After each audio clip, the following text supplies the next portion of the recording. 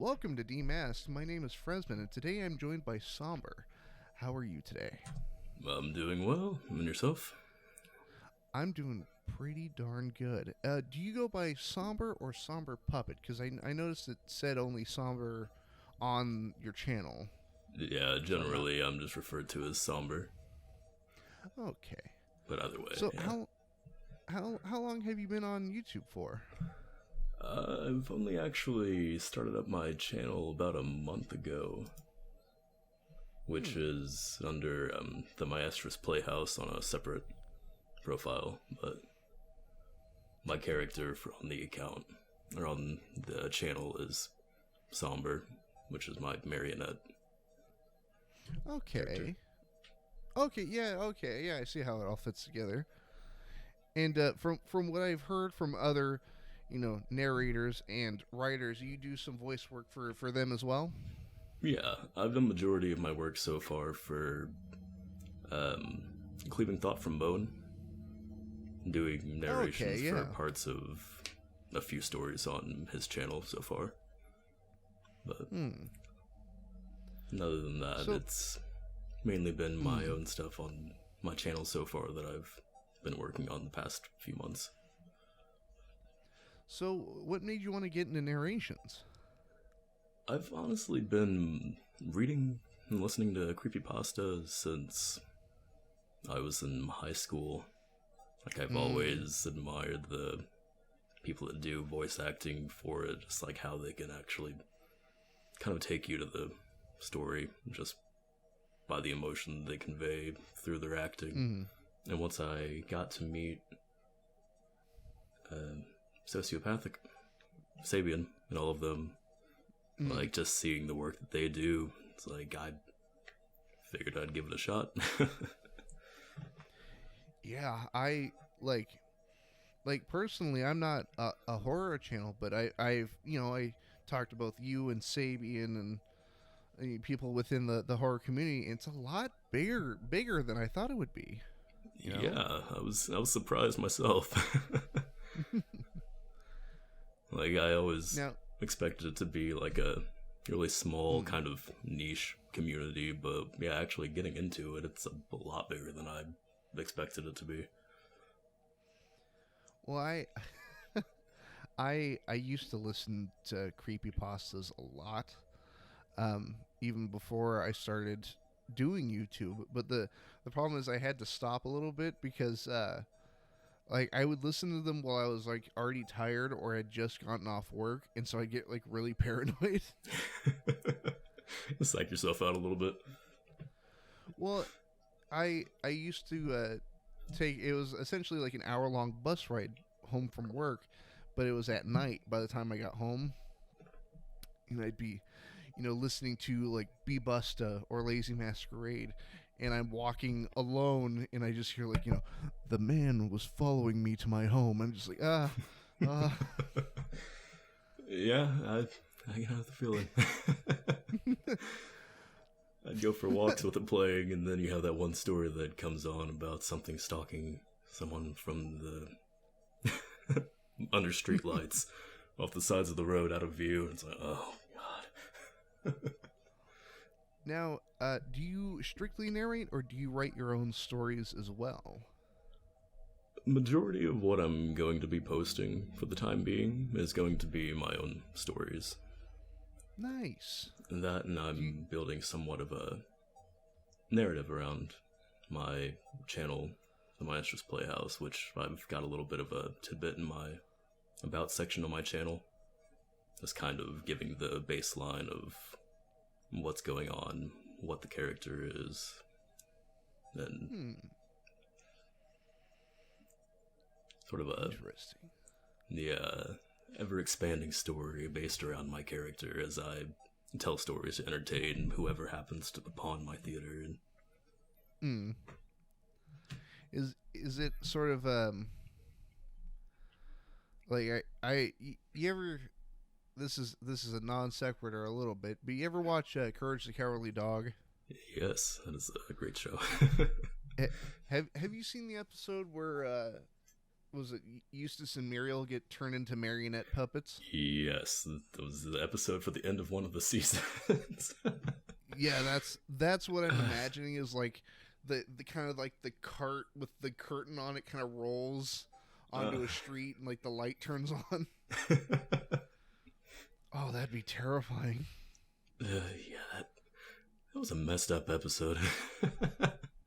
If I remember, doesn't Courage like lose technically at the end of that? Yeah, he's in the house. Like, it just wraps up with them being puppets, and Courage is controlling them and making them talk and everything, and he just like, it cuts to black onto him just laughing to himself. Oh, God. Oh man, do you remember the last episode in the series? I remember that one. I don't know. That was the end of one of the seasons. I'm not sure about the last of the series, though, no. It was an episode called Perfect. I remember the demon fetus thing. You're not perfect. You're not perfect. Oh, God. Like I saw that as a kid, and for some reason that out of anything that happens in that show is the most horrifying. Yeah, that, and I think it was like old VHS movies.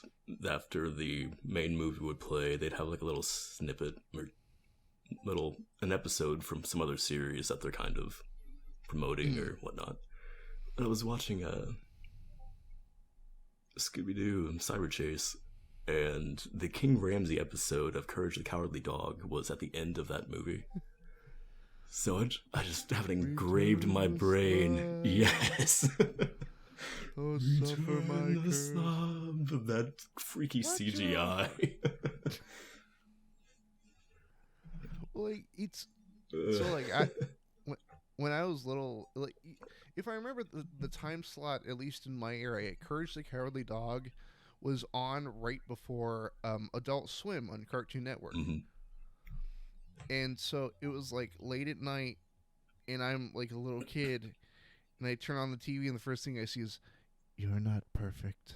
And it's like, oh, time to go to bed. That right up there with the marionette episode, King Ramsey's curse, but the was it Muriel's nephew, the barber? Fred, yes. My name is Fred, and I've been naughty. Such a freaky episode. The children singing while he's shaving Courage. Just my favorite punchline in that entire episode is this, that long, drawn out, traumatic moment of, Courage being shaved, and he's panicking the whole time. Yeah. He's like, "I'm not going to shave your tail. That would be weird." Well, at least he's got his morals are somewhat on track, right? It's just like, that's where you stop. Everything else is game. We draw the line at the tail. Yeah. I'm going to shave this dog's face, but I'm going to leave the tail. I would give anything to be able to do that voice flawlessly. That would be weird. That would be weird. I haven't heard it in such a long time. Like, oh man, somebody made or I wouldn't say somebody, a group of people reanimated that entire episode. Yes. I was gonna ask you about that. I love reanimation projects. It's amazing. Some of the art in that, God, it's terrifying. Have you seen the Dover Boys reanimated? I actually don't know what the Dover Boys is. It's a if I remember, it was in the same vein as like Looney Tunes, but it didn't have, it didn't have your main characters like Daffy or Bugs or anybody. Oh, I gotcha. Boys. Hark. Dan Backslide. So it was kind of like a the same kind of goofy, over the top cartoon violence, but on hand or Dan backslide. Hey, we're getting in a rut. Oh man. So if you had to pick a childhood show, it could be live action, it could be cartoon, it could be 3D animation.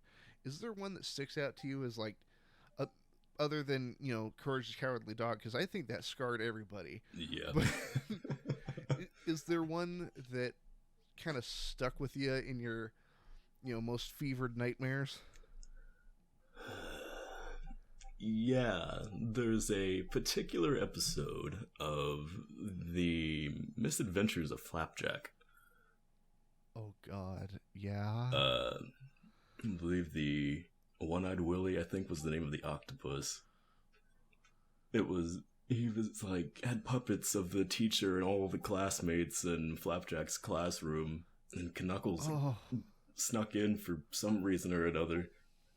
But yeah, just like all of them start flailing frantically, like they're just screaming, and like there's everything goes like a dark shade of green, and during the scene, that freaked me out. The one that freaked me out was when they drink salt water when they're trying to find Candy Island. Oh, and they hallucinate that like really thin old guy on a rafting just goes west. He does like a W with his hands. Yes. West.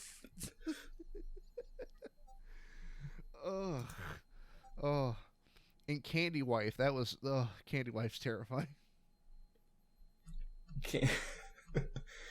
Yes, and Dr. Barber.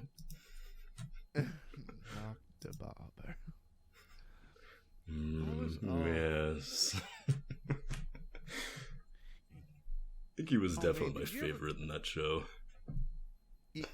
There was a show in the early 2000s called Max Steel. Have you ever heard of that?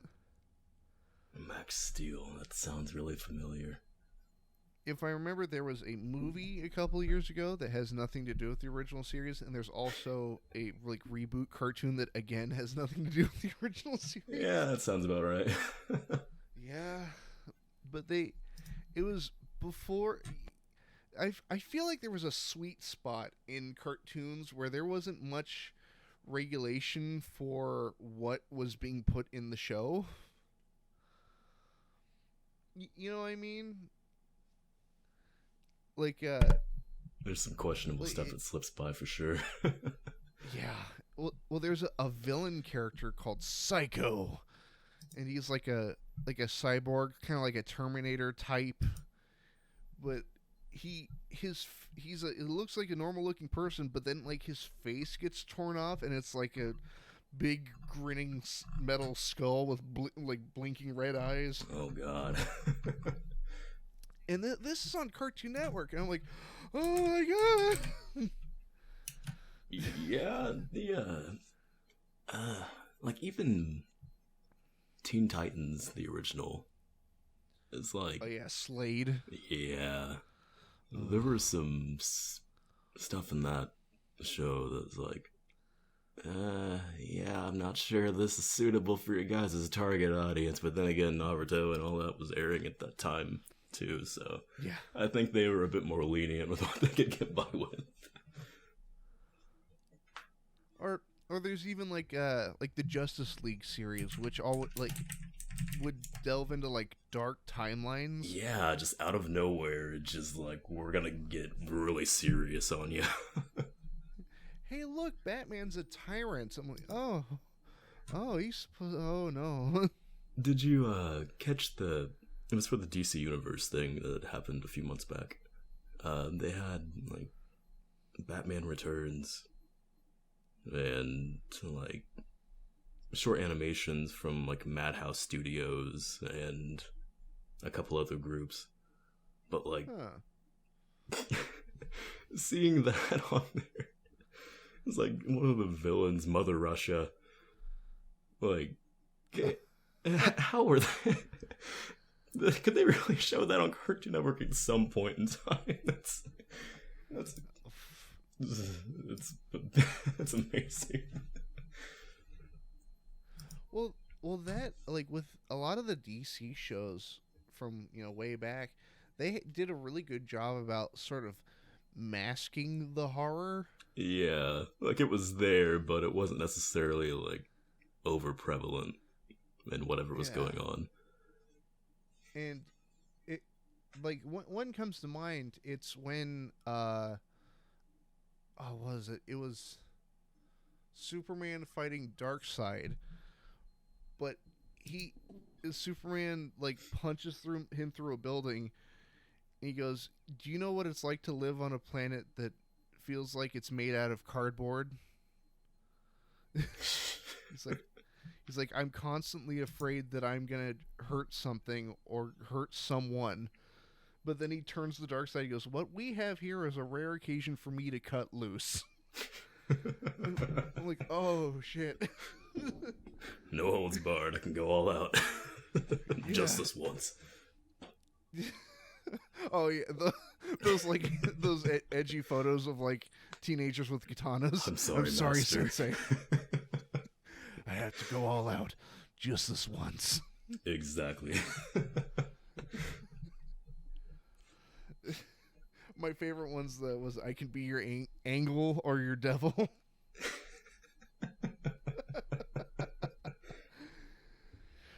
Oh. Those memes are wonderful. I've been transported back to middle school. It's great.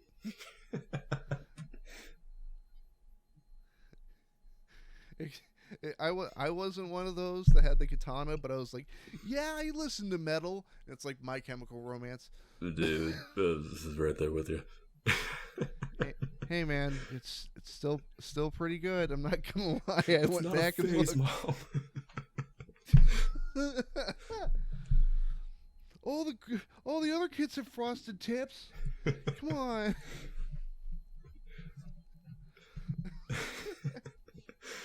Oh, I gotta go in with the ratty long hair and the Sharpie black nails.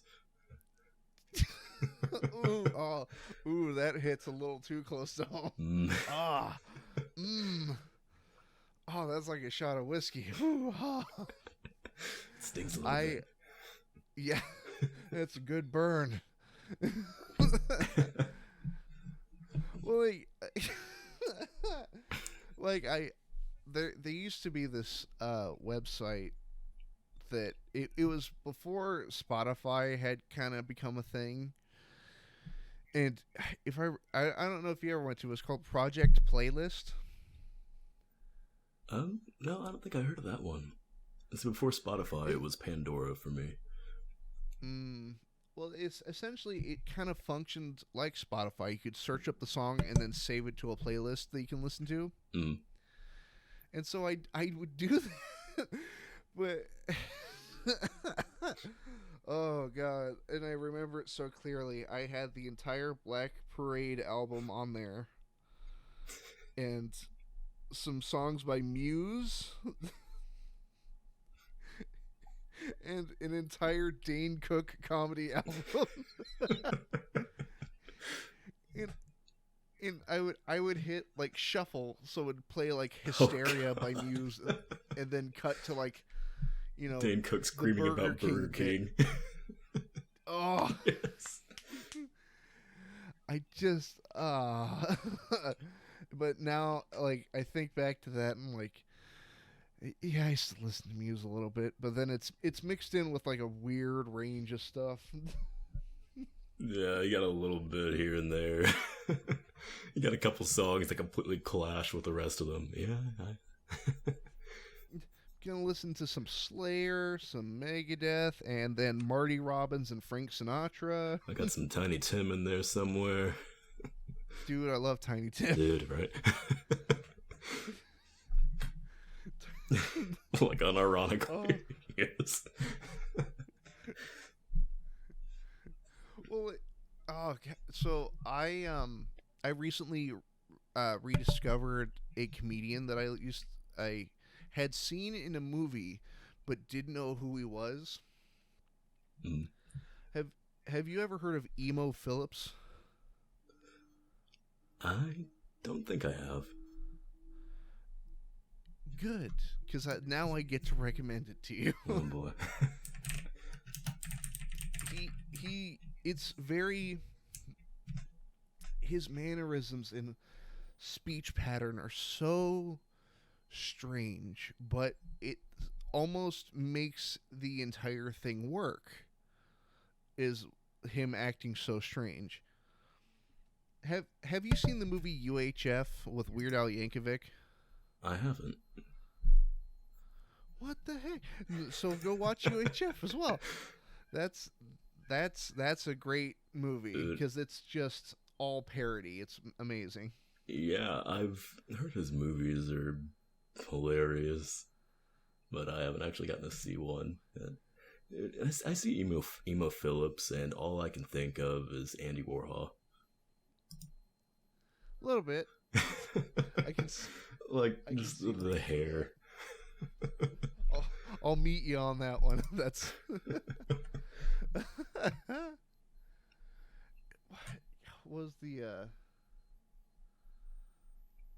how did we get here? I can't remember how we got to this tangent. Because we started with like traumatic Superman going all out just this once. Superman pulls out katana. It spiraled from there. I would love to see like an edgelord Superman. like not like the Zack Snyder verse, like the whole universe is edgy. I want like the normal DC universe, and then like a Superman that's like just super broody Superman. I'll show you my true power. So we're just gonna shove Bruce Wayne in a Superman suit and give him bangs. Superman just turns into Virgil from Devil May Cry. Scum.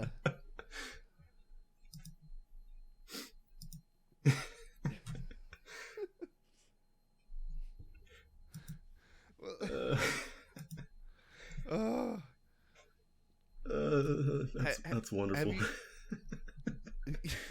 That's an image right there. That's an image. If anybody listening to the sound of my voice can draw that, please make it happen. Now, I've got a question for you. Do you follow superhero movies at all? I don't actually. I've never really been too huge on superheroes. Like, if I do kind of follow it or watch it, it tends to be more of a DC universe kind of thing, just because I like the darker, more serious aspects of more of their shows. For all the I'm a little bit on both sides when it comes to Marvel and DC. I do have a slight preference towards Marvel, just because that's kind of what I grew up with, and I like the characters from that. Right. But I do like DC's villains. And more specifically, General Zod from Man of Steel. I haven't seen that one. So when I first saw that movie, I didn't really pay attention to like the character motivations. Yeah. It was more like, ooh, it's Superman, you know. But I went back and watched the Superman versus Zod fight, and Zod makes what might be one of the best points I've ever heard a villain make. Well, so they get really real. What people seem to overlook from that movie is Superman absolutely annihilates a ship full of babies. All right. Zod's whole thing is that he's trying to recreate Krypton on Earth, but he has like embryos of Kryptonians on his ship. Oh no. And then I shit you not, Superman goes, Krypton had its chance, and then blows up the ship. Jesus. And I'm like, oh my god. Vaporize the babies. Yeah. It's like, yeah, Superman, yeah. Dude. Woo, you saved the day, Superman. At what cost, though? But Zod makes one of the better points where he was born and raised to protect Krypton. He literally goes, I live only to serve Krypton. That was the reason for why I was born. And every action I take, no matter how violent or how cruel, is for the good of my people. And now I have no people. I'm like, oh shit. Wow. I'm like, you just took this man's whole purpose in life away from him. Yeah, and I'm just like, oh. Like, even I'm looking at Superman like, dude, what the hell? Like, come on, man. You're a little farther, don't you think?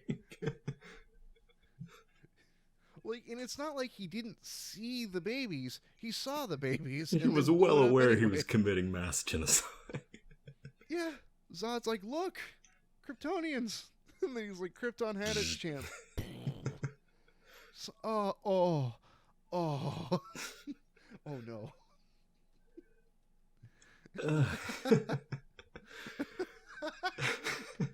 It goes back to, like, the messed up things, like, from that, I think it was Batman Returns, or Batman Returns, yeah. Like, we're fighting Mother Russia, like the villain, but, like, it cuts to one scene in it where it's, like, Superman's flying around and picking up USSR ships and just hucking them into each other. Just, like... Wait, is that the Red Sun Superman? No. Oh, there is a regular Superman. I think it was like, just out of nowhere, it's like, it seems like there's some Cold War propaganda that just got thrown into it. Oh, man. Have you seen Wonder Woman? I haven't. There's a weird disconnect in that movie where part of the movie is making an anti-war sentiment, which is fine. Yeah. Like, Diana's seeing what war does to people, seeing all these soldiers coming back and they're missing limbs and, bandaged all to hell. She's like, oh my god, how could people do this to each other? And then hard cut to her, like, kicking a German soldier through a brick wall. I'm like, I think that your message got a little lost there. And the whole point you made just got destroyed just like that brick wall. Yeah. And, like, it's not like he had a chance. He wasn't superpowered. It was just a guy with a gun getting kicked through a wall. War's bad, okay. Smashed through the wall. Alright, what was I saying? Right. Why is everybody hurting each other? Blam!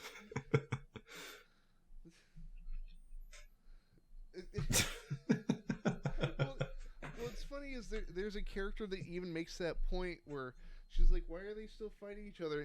And the Chris Pine's character just goes, well, that's just what people do. They fight. That's it, man. The end of the thing. The argument right there. You're not me, therefore we have a problem. Therefore we settle problems. You're wearing a different outfit. Blah, blah, blah, blah, blah. Oh. Now, what kind of do you watch a lot of movies? The movies I watch are kind of few and far between. I don't watch very many of them, but I tend to stick more to series, just because, like, once I watch a movie and it's like, cliffhanger, now wait 2 years for another one, it's like I could just go watch something that's like, that'll last a couple hours. Thor will return in the Avengers. And then he will die again. Oh man, were you there for the stream the other day? Yeah, I was in there. Thor died. Man, I can't believe Thor dies. Or does he? I don't know. And like, watch the movie to find out. Oh yeah, man, my dad are fuming, or like, I swear to God, if that happens. Oh, dude, what was up with the end game and spoilers? Like, I haven't really been keeping up with the movies. I saw the first Avengers movie that came out 2012, I think. Mm-hmm. I saw that one and the rise of Metatron. Ultron. Rise of Ultron. Age of Ultron. That's what it was. I'm getting Transformers mixed on there. But yeah. Rise of the Fallen Ultron. But like, the spoilers for Endgame, like, they're everywhere. Dude, like YouTube, I'm getting news articles on my main page on Google. Like, every forum you go to, hey, by the way, this happened. Like, I'm gonna avoid it. Guys in Endgame. No, I'm just gonna go play Warframe. Dude, I open up chat. The second I do, it's nothing but in-game spoilers.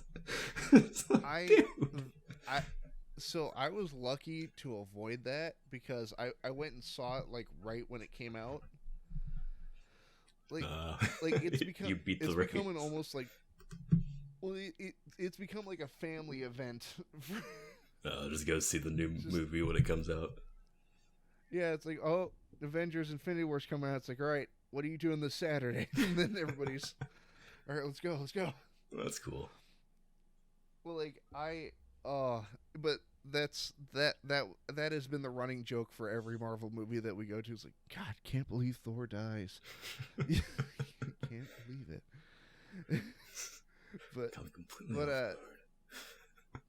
Well, the thing is, so have you seen Endgame?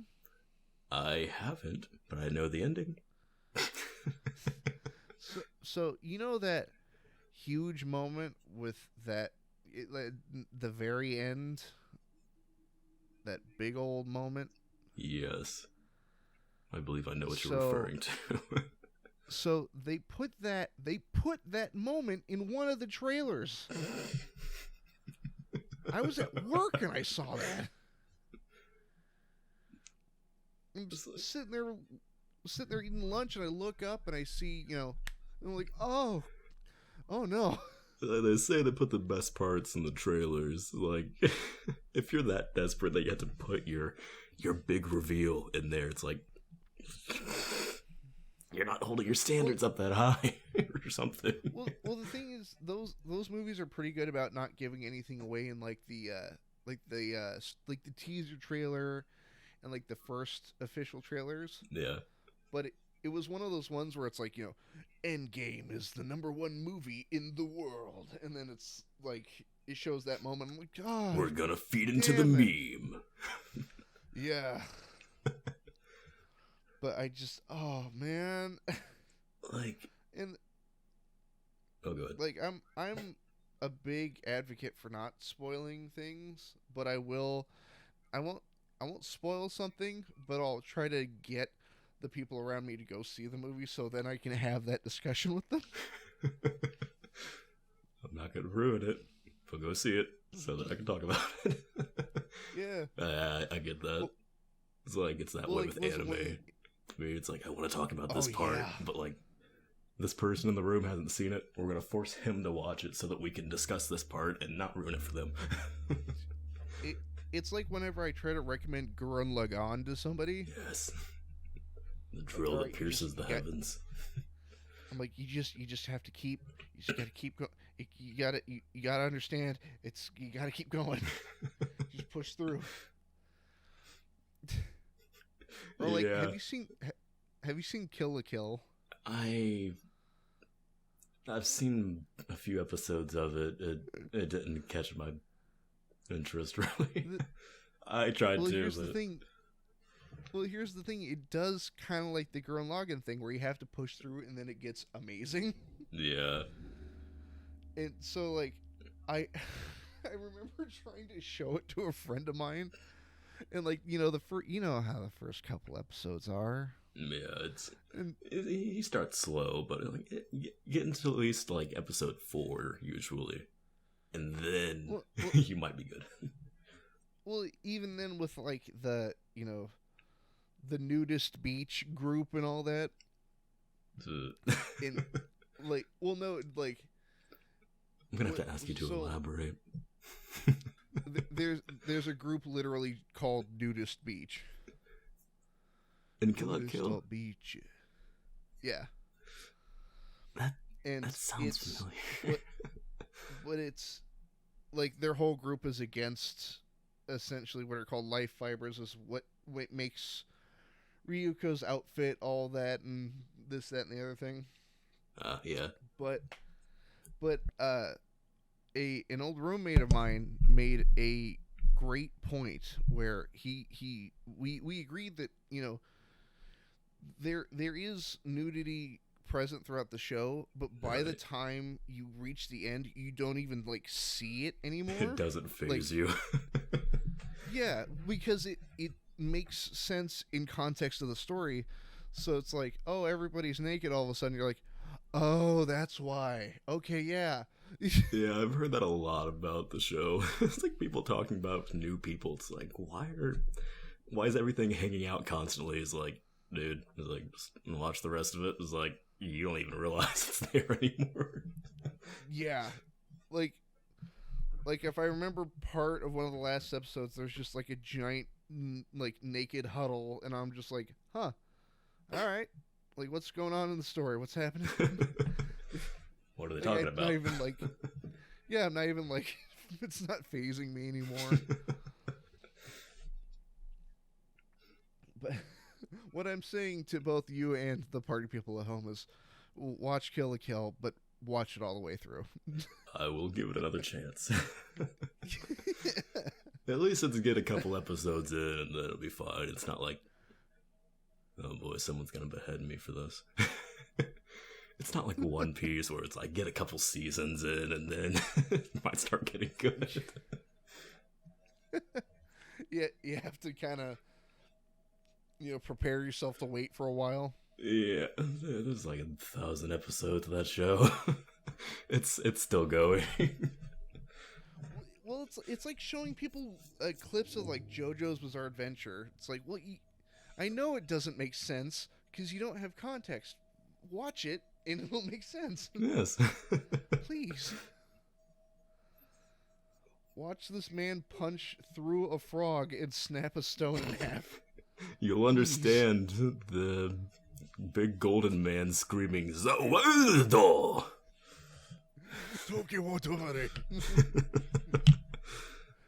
Dude, I played a Jump Force with my buddies, and I just played Dio. And the entire time, I'd be screaming along with him. Just,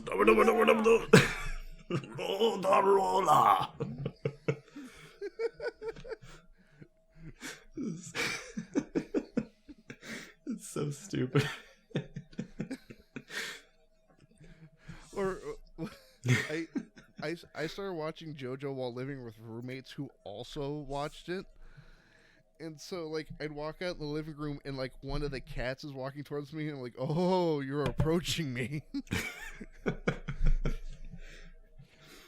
I think the first episode I saw of that show, it's like, I turn on Toonami, and there's a talking dog running from, like, a giant hawk thing through the sewers. Like, what the what is this? Come on, man, Iggy's cool. Yeah. Dude, I've got the Pillarman as my ringtone on my phone, actually. Yes. That and the torture dance. Like, Yes. I've let my phone go to voicemail just because someone called me, and then just, like, everyone in the room started dancing to it. Like, alright, now I gotta call that person back. My ringtone years ago used to be Sono Chino Sadame. But just the end. So, like, I'd wake up to JoJo! Scared the hell out of you. Oh, yeah. I mean, it wakes you up, doesn't it? Yeah. I'd, Oh, I should set Golden Wind as my, as my ringtone. But I have to get to it before it starts saying JoJo. Hear the piano. Oh no, where is it? Where's my phone? It gets to the JoJo part, you gotta start immediately quoting Dio. Somebody insults my hair, I have to, like, You have to... punch them and somehow reform their face. Dude, have you seen the live action one? I have not. I've seen a couple clips, but I heard it gets really, really weird. I wouldn't doubt it. I was watching, I think, Cinema Summary, but it was like going through it and how they could have actually dealt with the situations in a sensible way. Yeah. But yeah, just like it all comes back to the hair. Insult the hair, break everything, and then fix it back. It's like you got the dude controlling the little green army soldiers, and since it's in live action, it just looks really dopey. Dude, the hand, Okiyasu's stand, is, like, somebody brought up a good point where that is the strongest stand in JoJo, but the guy is an idiot, so it doesn't work. It's like, you could solve anything with that stand, but the problem is that Okiyasu's an idiot. We give you the missiles, but you don't have the launch codes. Exactly. You're gonna have to figure it out. But oh man, well, like when or how he uses the hand to teleport. He just scrapes away the space between him and his enemy, and he teleports into the space that was missing. Yeah, just like, alright, man. you could have taken like 2 steps forward. But Well, I've had a standing theory about Jotaro stands Star Platinum, and my theory is that that's Jonathan. oh, I mean, like Hear the me out. stand itself is... Yeah, is like the soul of Jonathan because it's part of the Joestar bloodline. I'm listening. But because Jonathan has the sunlight yellow overdrive, which is essentially the oh no no no no. Yes. And it kind of reminds me of Jonathan, but with longer hair, and it has kind of the same gloves that he did. And so that's just my theory. Interesting Outside proposition. Yeah. And then I saw an interesting theory that, like, Star Platinum can always stop time. Like, the fight with Dio wasn't the crux of it. Like, that's why it can move so fast, is because it's slowing down time. Wasn't, I haven't seen much of the show just yet. But, Uh-oh. isn't Dio... whole thing is just flat stopping time, isn't it? Yeah, and if I remember correctly, each time he does it, the stop time can go for longer. He just... if you just keep screaming, Zawaldo... Zawaldo, stay stopped for longer. Well, because he starts doing this thing that when he stops time, he'll, like, count out the seconds. Yeah. It's like 1 second has passed, and he's like... that is one of the scariest attacks to me, is just him casually throwing out knives in the stop time, that is terrifying. Yeah. Yeah. Everything kicks back in and you're getting pelted from 360 degrees. Yeah. And he has not moved. Or was it that thing he does to Polnareff? Where Dio's standing at the top of the stairs? Yeah, he moves up to the bottom of the stairs. Yeah, he takes a step and he ends up 3 steps back from where he started. And he doesn't even see what happens. And just, oh. Yeah, you gotta flex on him somehow. Oh, I mean, like King Crimson? What's,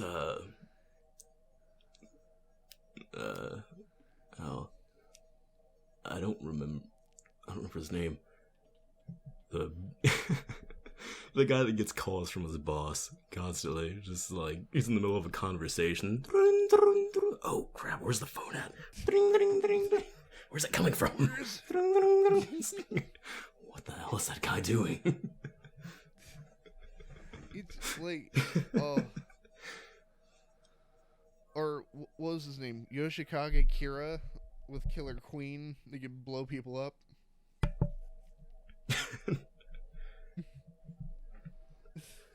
I just want a quiet life.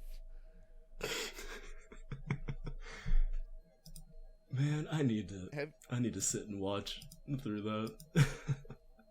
My list is so backed up. Have you seen Garfife? Garfife? I don't think so, no. I think that's how it's spelled. I will type it while talking. Garfife. But it's like a Garfield. There we go. Garfield. But I'm sorry, John. It's like a messed up like MS Paint version of Garfield, and it's like text to speech. But then somebody took that and made it into Yoshikage Kira. Okay, I gotta find this now.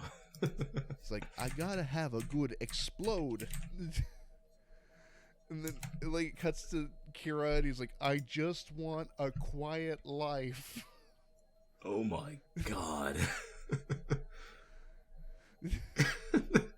This is terrifying. Did you find it? I think I did. Stuffing your face as usual.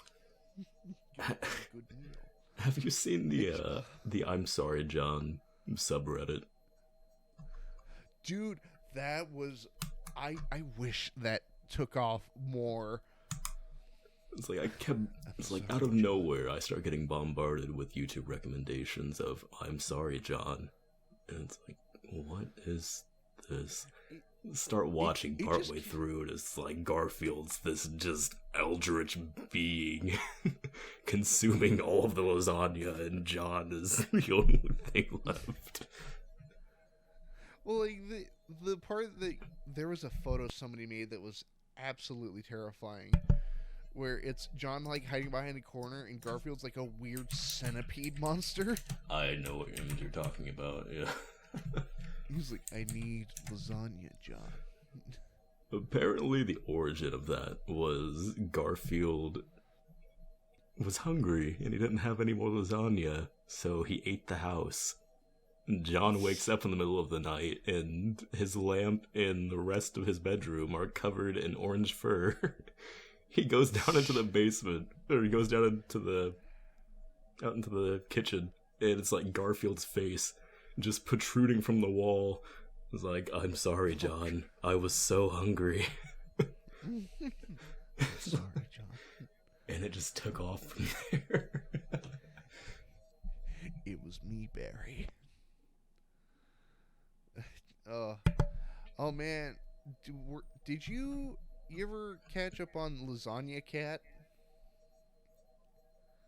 Why does that sound familiar? Lasagna Cat is it's by a company called Fatal Farm, but essentially it's one giant kick in the nuts to the Garfield comic strip. It's weird. Yeah. There's I want to say it's let me look up the name of the video. Yes, it is 4 hours and 40 minutes. And it is a video called Sex Survey Results. And it is like a cyclical, repeating pattern that plays for 4 hours and 40 minutes. And it's just the strangest thing. I recommend it, but I don't at the same time. Because I remember this thing being an event when it came out. What is it called? Me and a group of friends. The video is called Sex Survey Results, and the channel is called Lasagna Cat. Alright. But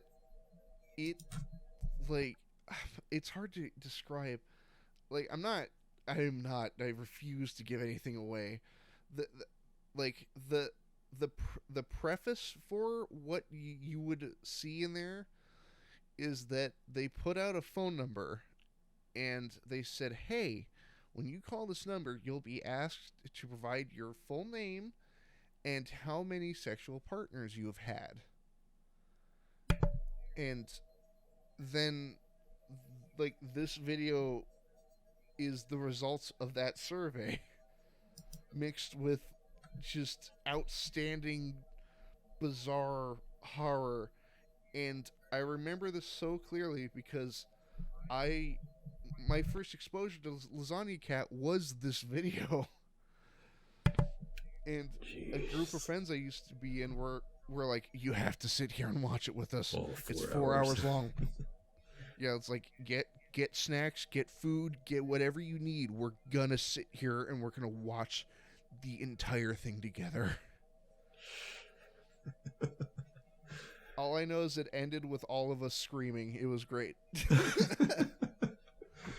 That sounds terrifying. It's like Yeah. somewhat recently there was that survey going around. It's like, have you had any strange dreams recently? Or contact us. Have you seen this man? Yeah, that was one of them too. This one was like supposedly it was a dream study thing, just like, you have a strange dream, call us, we'll just document it. It's like forming some kind of list of, yeah. But it's like, apparently it was like some bigger cult thing that was like trying to find people that were having dreams of the end of the earth and going somewhere off of that with it. Ooh. It was like, they have a... That's... it was September something. September 5th, I think is what it was called.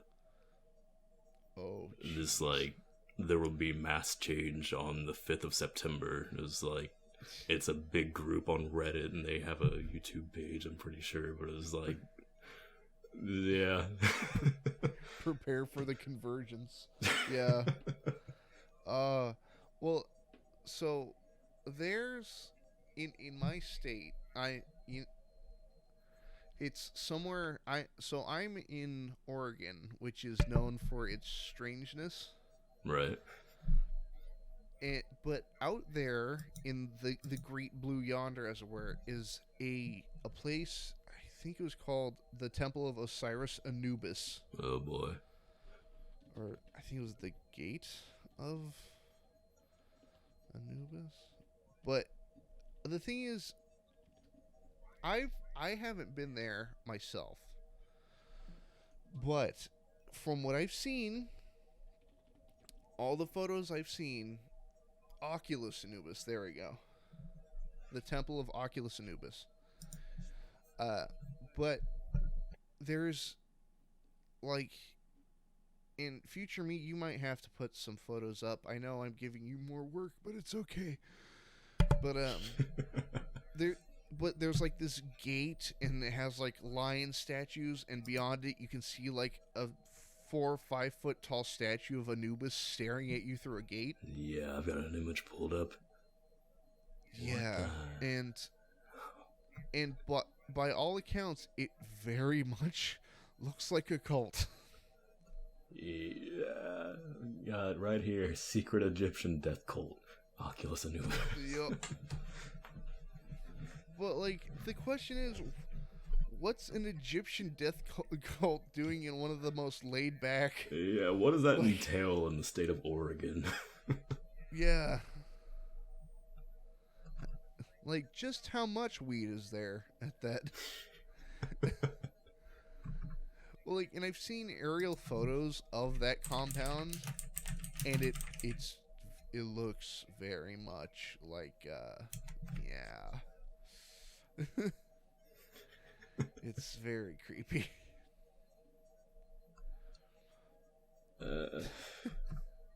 It's yeah. I don't know how you go about it. This stuff's like it's a rabbit hole that's just fun to delve into, but it's like you gotta wonder like how was this devised? Who went through the time of setting this up, and are they active? And should I be concerned? Well, that and like whenever I watch documentaries and whatnot about cults like Heaven's Gate and all those. Yeah. Like I've always wondered in the back of my mind. I'm like, what if they're right for just like a second? Yeah, Xeno's gonna come down and we're gonna all become divine beings of light. It's like, well, what if that actually happens? Like, what's your plan? We're gonna drink the punch and then re-aboard the mothership that is on the tail of Halley's Comet. Gonna put on these fresh Nikes and whatever happens, happens. Pop on my tracksuit. We're going home. Put on my sunglasses. Jim Jones. But, oh man, have you seen the Invitation? Is this a movie? Yes. I don't believe so. It's I want to say 2017 horror movie. I might be wrong. Invitation. I've mentioned it on the show before, but it deals with subject matter like that in a way that I haven't seen. 2015. Okay. Like pertaining to the whole cult. Like, yeah. Deal. Not like, ooh, aliens are coming down, but it's like, what if there's a successful follow through on their ideals? Sounds interesting. Yeah. It's I like it. I don't like it, but I like it. It's interesting, but it kind of plants that seed in your head that what if they're onto something? What if they know something that I don't? Well, it's funny because Portland, one of the more popular cities here in Oregon, has a Church of Scientology in it. Right. And it's near. So I once in a while I like to go to the waterfront, which is on what's called the Columbia River. Mm-hmm. And if you go up one of the streets, you can run into the Church of Scientology. Just there. Yeah, it's like the building just kind of appeared because it's like this nice, well-kept building surrounded by like empty lots and food carts. It's weird. It just erected in the middle of the parking lot. It's like what's it called? Like a pop-up it's like tent. Doctor Strange's house. You can only perceive it if you're really looking for it.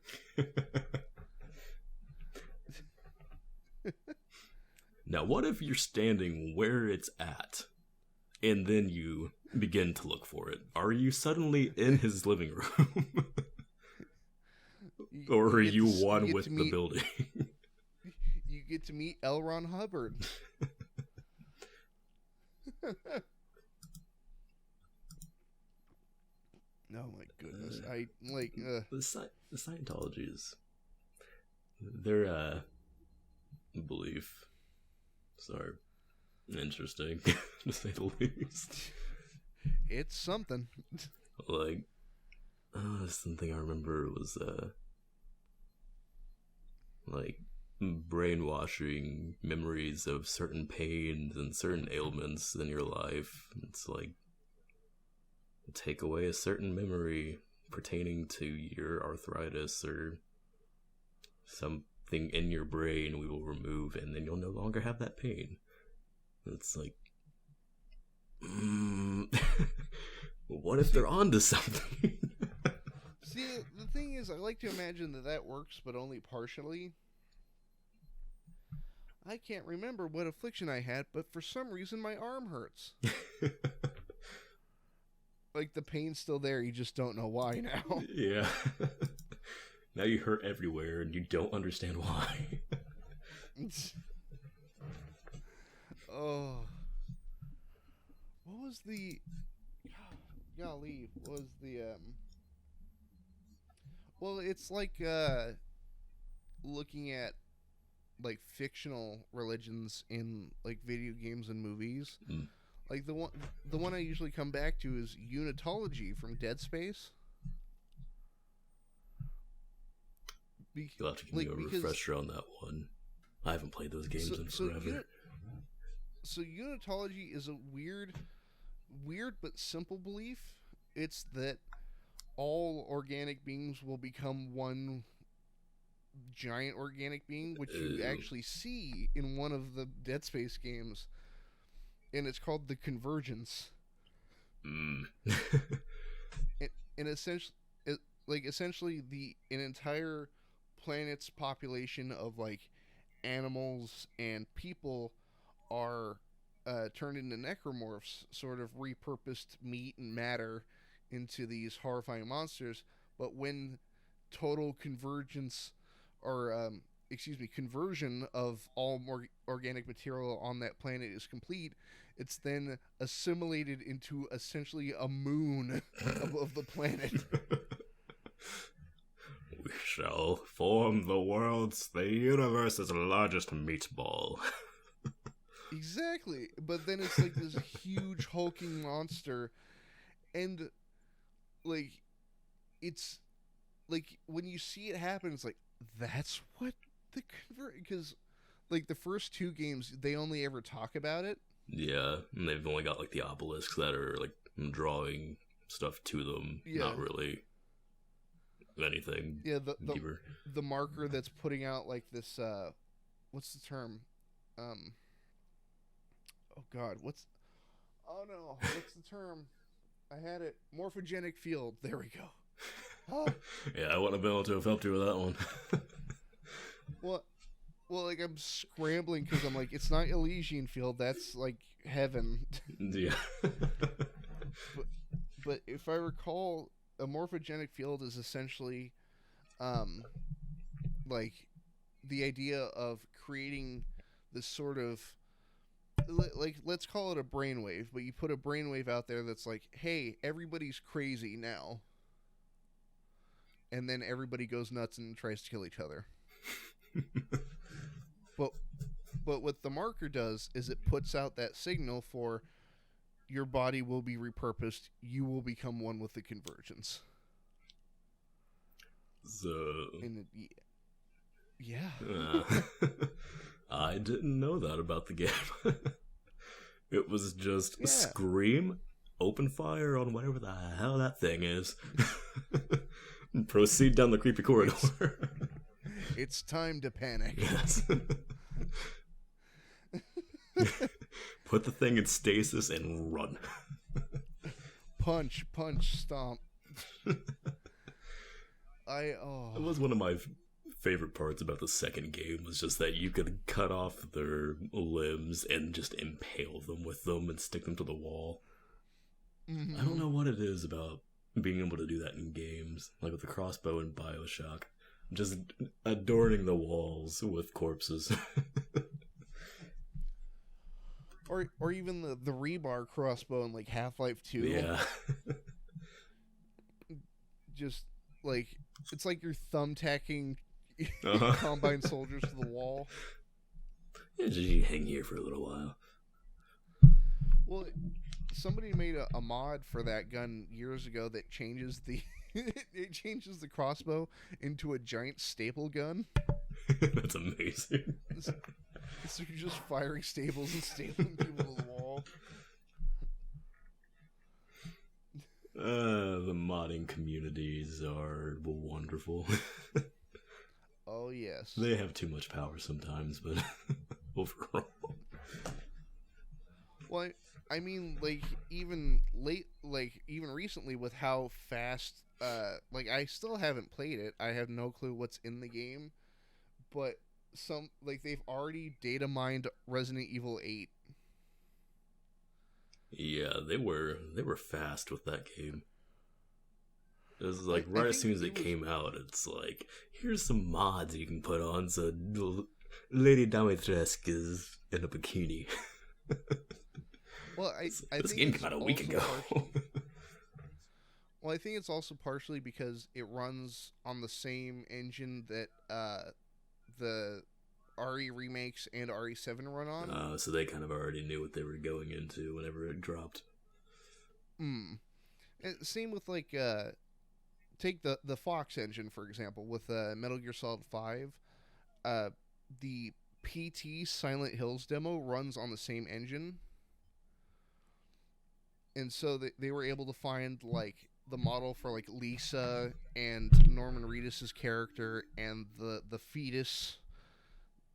The fetus. Yes. God.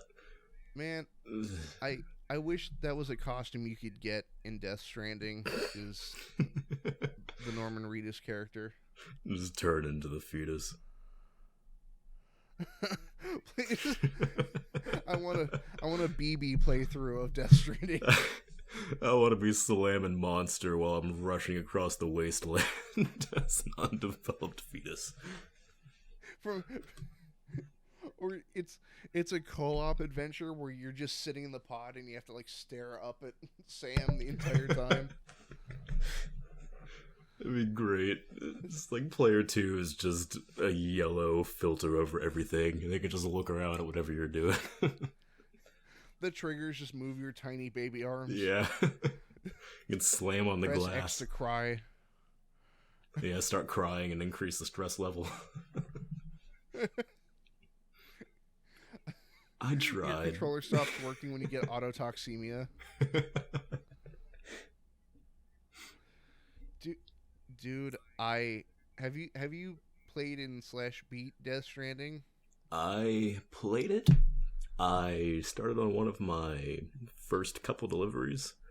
I spent half an hour sitting under a rock waiting for it to stop raining so that my package didn't get damaged, and I lost interest before it stopped raining. It's like I've been sitting here motionless for half an hour.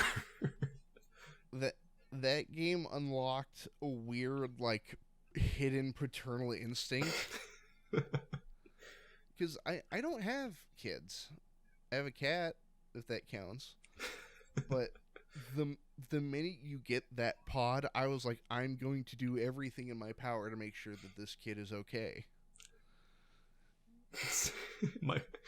I was in the room with my buddy whenever he was doing his playthrough of it. Like, he played it nonstop. Like, we'd wake up, start playing it until he went to bed, wake up, start playing it again. But it's like, he was playing it, and then just, like, I'd hear him randomly scream at the baby, just because the baby's freaking out, and his autotoxemia is going up. And it's like, dude, I've seen this credit sequence 3 times. When is the game going to end? I saw the first one 3 hours ago. Oh. It's like he beat the game and is like, never again. He put the game in the case and he threw it across the room. Dude, well, like, that weird paternal instinct thing was so prevalent in my playthrough that I didn't die once in my original playthrough. I was that careful. I'm the best pod dad. That sounds like the complete opposite of how he played. It was like, alright, we're going into, what were they called? BOBs? The BTs? BTs, yeah. It was like, he'd go into the middle of it, it was like, grenade launchers. I got my blood bombs, and just start opening fire on everything. Take off the giant whale creature, and then mow that down just so there were no more BTs in the area. Well, like, recall, the first time there's a story beat where you have BB gets autotoxemia, like it's unavoidable, and I genuinely thought that I fucked up. I'm a terrible parent. Yeah, I'm like walking back to the Bridges HQ. I'm like, please be okay, please be okay, please be okay. I'm like, I can't lose you this early, please. It was so painful seeing him, like, he's got this sled full of cargo going up the hill. It starts raining. Slips. Just watch all the cargo just disperse, scatter down the hill, and then it's just motionless dead silence for like solid 20 seconds, followed by a exasperated sigh, begrudgingly walking down the hill again to get the crowd. It's like, dude, this game seems like hell. It's UPS Simulator. Yeah, but that's what... Hey, man, that's what I'm here for. Well, I think it's a bit easier if you're online, because you can actually have access to, like, roads and zip lines and stuff. But we didn't really have internet where we were at. So it was like, he didn't have any of that added assistance. It was just, you want to go here? Alright, you gotta walk. You gotta build a bridge. You gotta throw ropes. No one's here to help you. You want to drive that car more than 10 feet and then get stuck in a ditch? You're going to have to build those roads on your own. Well, if I recall, there was a moment where one of the gameplay mechanics for me became trivial. And it wasn't the time fall. It was the shoes. Like, your shoes can wear out. Yeah. And I found, like... There are lockers that appear from other players, and they can leave stuff, and you can go and, like, pick them up. Right.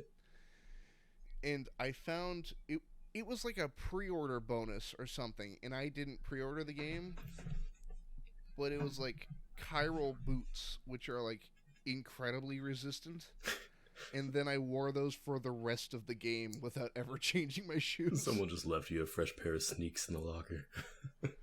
Yeah. Well, I'm like, okay, level 1 Bridges boots, okay, whatever. Level 2, then it's like level 5 chiral boots. I'm like, oh shit. Well, there's one annoying aspect out the window. Air Jordans. Yeah, I'm just gonna replace them with my beat up old shoes that I've been wearing and get out of here. I'm gonna keep this baby safe in a fresh pair of Timbs. He's fighting them BTs and he's still got his Timbs on. He's like delivering all this cargo and he still looks fresh as hell. He's dunking on Troy Baker's character Higgs and he's still got the Timbs on. Oh, man. Well, what was it? Like, that... Like, I love, like, weird games. And Death Stranding almost makes me want to buy another game almost strictly because there is a reference to Death Stranding in it. Oh, boy. But the thing is, it's a game I've been interested in. What is it? But then, like, Cyberpunk. Oh, that's why you said you don't necessarily want to get the game for the reasons we might think. Yeah, like I love the cyberpunk aesthetic. I love sci-fi, but then I saw that BB is in that game somewhere. Oh, cool! Like not a photo, like the pod and the baby. That's a nice little touch. And I saw that. I'm like, I gotta go see him. I have to go see my baby. Yeah, I have to check in. I have to make sure he's okay. Daddy's home. I may look different, but it's me, your pod dad. I stopped working at UPS. I got a new job. I quit Bridges. I'm a criminal now. I'm not entirely the man I once used to be, but I still survive off of solely monster energy, I assure you. I still subsist off I subsist. My body's comprised of monster energy. My coolant lines are nothing but caffeine. Do you play very many video games? Oh yeah, all the time. What do you play? I've gotten sucked into Apex and Warframe here as of late. But nice. Just because, like, dude, I've cleared the whole star system on Warframe on Xbox, PlayStation, and I'm halfway there on PC now. But most of my progress is on Xbox. I need to catch up on PC. Yeah, I'm only on I think I just got to Neptune, I think. Like I'm about halfway there. But yeah, and like Apex, it just Titanfall 2 used to be my jam. Like I'd play that game like no other whenever I first got my hands on it. Now, I've got a question for you because it relates to Titanfall 2 for me. But you ever pick up a game that is said to be like really fun and like it's super popular and then you just don't enjoy it for whatever reason? Yeah. I get what you mean. Say there's been like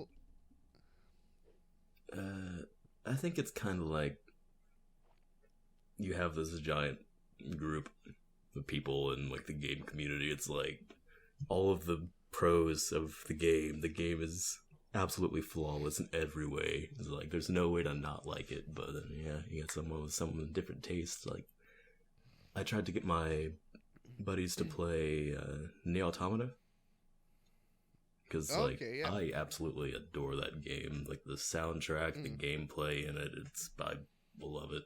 But it's like, yeah, it's like, dude, it's awesome. Start listing off all these other things. Like, it sounds really interesting. And they start playing it. And it's like, I can see just like them gradually losing interest in it. It's like, no, come on.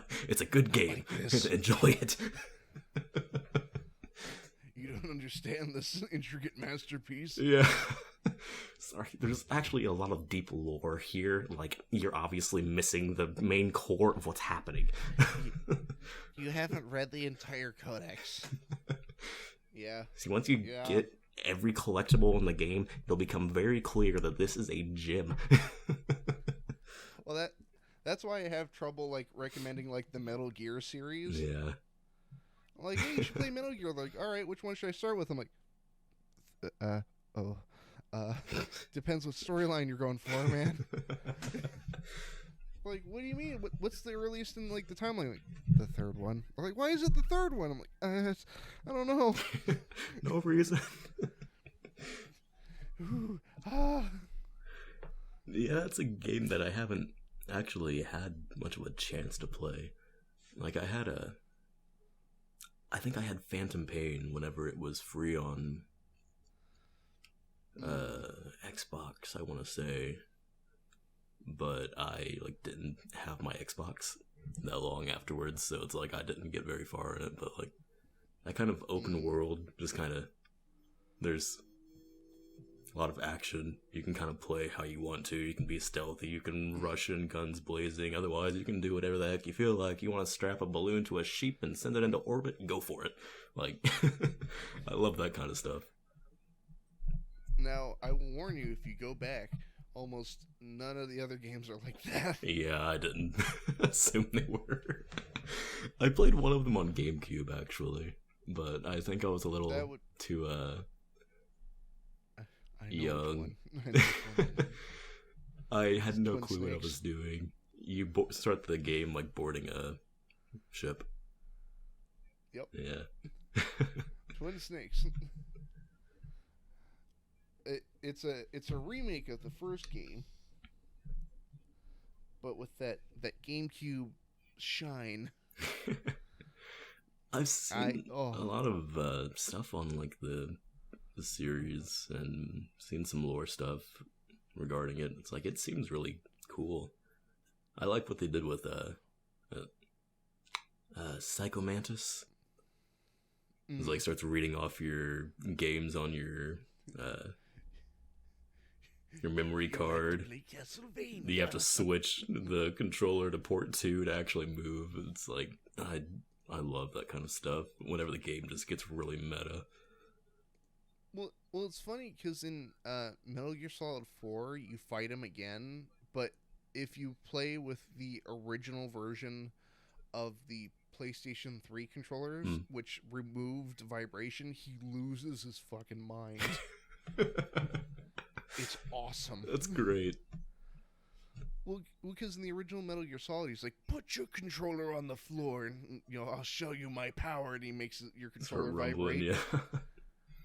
But then if he can't do it, and he's like, what's wrong? My powers!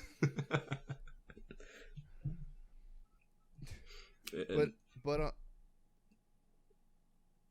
on a even funnier note, if you play with the later generation controllers that brought back vibration, he also loses his mind, but he's really happy because vibration is back. He's conflicted. Yeah.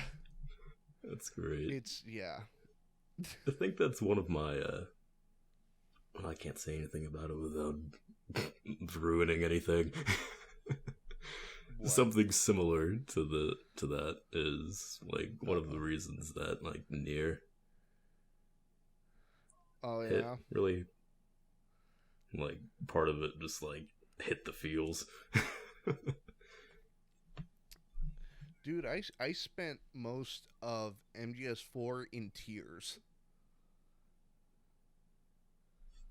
Like, is it just Metal Gear Solid 4? Yeah, there's a line that's spoken at the end that just it hits so hard in the feels. Dude, if a game can bring you to tears, I mean that alone is a statement on. Yeah, dude, Death Stranding did it, and I like, and it wasn't like, okay, I'm tearing up a little bit. It was like, I am not okay right now. My ex was looking at me funny. It was weird. That's how it was for me with Nier. But like a Halo 4, it'd be like that too. Yeah. I heard you talking about Halo on the stream last night. It sounds like you're pretty into that game too. Yes, I love Halo. I'm not a big fan of the new ones redesign that he got in 4. I'm not either. And 5 is yeah. But we can just leave that right there. Yeah. We'll ignore the rest. We got 1, 2, 3, ODST, and Reach. Keep it there. And Infinite. God, I hope it's good, please. Please. Dude, 343 is like, apparently they're going back and like tweaking stuff in the original Halo games, like adding new stuff into them. It's like, that is a sacred place. You keep your fingers out of that pot. Please. That was my first shooter. Like 5 or 6 year old Somber on his JTAG Xbox playing Halo. Oh man. Great, now I have to roll back and figure out. Oh, it wasn't Halo. It was Halo 2 and oh man. What is it? It was Area 51 for the PS2. Area 51. I've not the Raw Thrills arcade game, but there was a first-person shooter starring David Duchovny. Yeah, I had a few buddies that talked about this game actually. Yeah, that game is great. It's a touch jank, but like that nice PS2 jank. Yeah, the one where it's like you get kind of more of a nostalgia kick from it than anything. Uh, like the jank is in the animations, not like you're gonna fall through the floor. Yeah, I get But what you mean.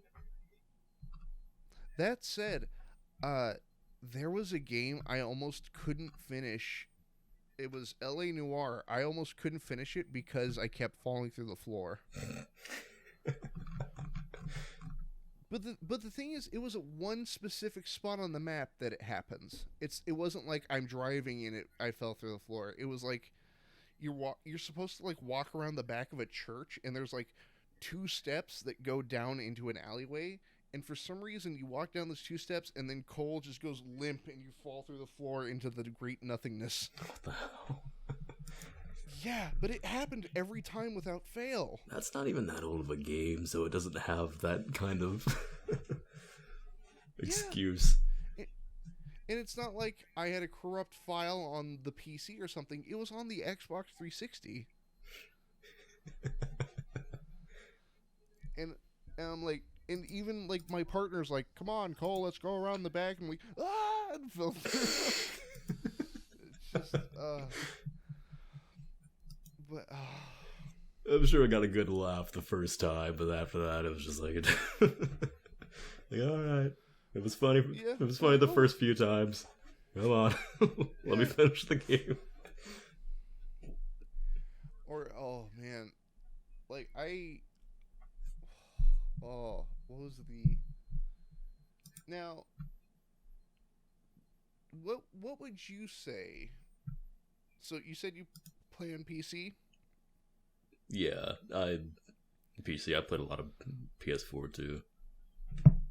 Same here, man. But what? Actually, real quick. So, I posed the question earlier about having a popular game that you're not a fan of. Mm-hmm. Do you have a game that you personally are not a fan of, but everybody else seems to love it?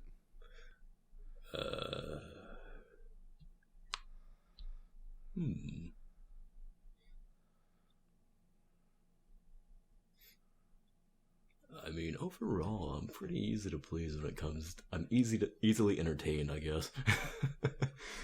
But one particular thing that comes to mind is like League of Legends, but at the same time, I'm pretty sure the vast majority of people can understand the reasoning for not enjoying the game. Yeah. I tried it, and then I was just like, I don't get it. Yeah, it's like I played for 2 years. It's like I think I'm decent at the game, but like I get yelled at if I don't do everything perfectly. And then the game just goes to poop because everyone's mad. Like I watch a lot of those. Like you ever watch Captain Excellent? He does Easter egg hunts in games. I might have. I've seen a few channels that do stuff of the sort. Well, there's so there aren't many video games that take place in the state that I live. Most of them, most games are Los Angeles, New York, big tall cities, that sort of thing. Well, there's a game called Days Gone. Yes. I heard a lot about that game. And that takes place in Oregon. And the problem I'm having is I, for the life of me, can't get invested in it. Wasn't that game, like, that was another one of those titles, whenever it first came out, I see nothing but videos of just random bugs and crap happening, stuff blowing up for no reasons, random hordes appearing somewhere, your character getting thrown into the next block over. Like, Well, my issue is that I love stories in games. yeah, Like, I don't play very many multiplayer games, but I do get invested in the story. That's why I play, like the Metal Gear series and all that. right. But Days Gone seems dead set, and I mean like determined to ruin like every story beat it has. It's weird. Like it's almost perfectly timed because the minute a question's posed, another character will just like shit on the question. It's like plot development. Nope. All right. Yeah. Like that game starts with you losing contact with the main character's wife. So I'm like, okay, that's the crux of this game. We're gonna find Deacon's wife. That'll be okay. I can do that. I can We do got that. our That'll be motivation. something I can. What's next? Yeah, that's it's something I can focus on. And then he's like, "Hey, you stole my bike, and it has a gas tank that belonged to my dead wife." I'm like, "Oh, like, oh, okay." And then what's even weirder is you go and visit like a memorial that has like a makeshift headstone with their name on it, and you're like, I don't know why I keep coming back here. I know it won't bring you back. I'm like, all right, this is a very tender moment. This is we got some emotional development rolling. Yeah. And then it's like, oh yeah, your wife might be alive. I'm like, oh, come on. And then it's gone. Yeah, I'm like, oh. And what's weird is like, you visit the memorial, some guy says, hey, maybe your wife's alive, and then you get a mission to go back to the memorial. I'm like, why would I go back if I'm looking for her? She might be alive. Why am I visiting her grave? And then I learned recently that game is connected to a different series, Oh, like boy. a different game series made by the same studio. It's connected to the Siphon Filter series. I haven't heard And that one.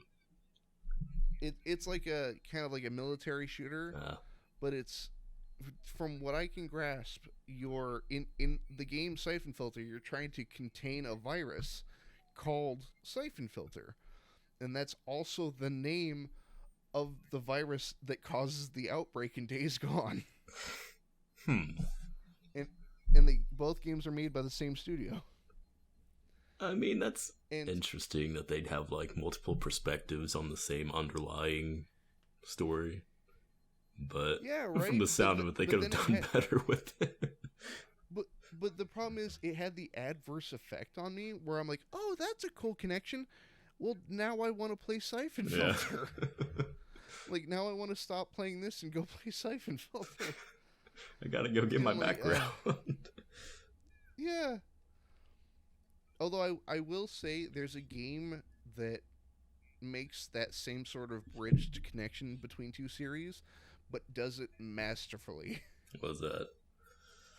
Uncharted 4. Have you played that? Unfortunately, I haven't. I want to. You should. I really want to. But it has a tie-in to a game series that I wasn't anticipating, and it's not, well, there's always going to be tie-ins to other, like, there's always Easter eggs to like different games of what's it called, like the different, the same studio. Yeah, like Jackson Daxter stuff popping up and Uncharted and whatnot. Last of Us, that sort of thing. But there is a tie-in, like a full-on, it is part of the story itself tie-in, not just an Easter egg. It is a tie-in to the LucasArts series Monkey Island.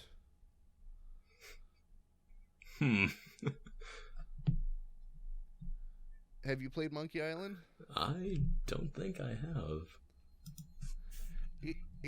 It's like a kind of like a comedy point-and-click adventure where you play as a pirate named Guybrush Threepwood.